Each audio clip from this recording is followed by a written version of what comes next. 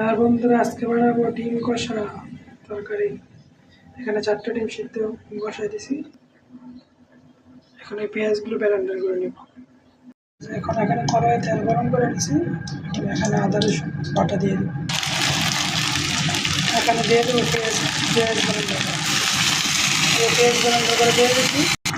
এখানে হলুদ মরিচের ফাঁকিয়ে দিয়ে দিচ্ছি বন্ধুরা, আর পরিমাণ মতো লবণ দিয়ে দেবো। হ্যাঁ বন্ধুরা, এই যে এটা একটা স্পেশাল মশলা, এখানে জয়ফল দারুচিনি লং এলাচ আর অনেক প্রকার মশলা দিয়ে বানানো হয়েছে। দিয়ে দিলাম শাহি জিরা দেওয়া আছে। এখানে সামান্য পানি দিয়ে দিয়েছি, পানি দিয়ে একটু কষাবো মশলা। কাঁচা মরিচ দিয়ে দিলাম। যে বন্ধুরা 5 মিনিট কষানোর পরে ডিমগুলো দিয়ে দেবো সিদ্ধ ডিমগুলো দিয়ে দিলাম। এখন সবাইকে রেখে দেবো। যে বন্ধুরা আরেকটা জিনিস দেবে, গুঁড়া দিলেও পারে না দিলেও পারে, অপশনাল। এটা আমি স্বাদের জন্য দিয়েছি। এই যে বন্ধুরা হয়ে গেছে, ডিমগুলো দেওয়ার পর 10-15 মিনিট জাল দিলে হয়ে যাবে ইনশাল্লাহ।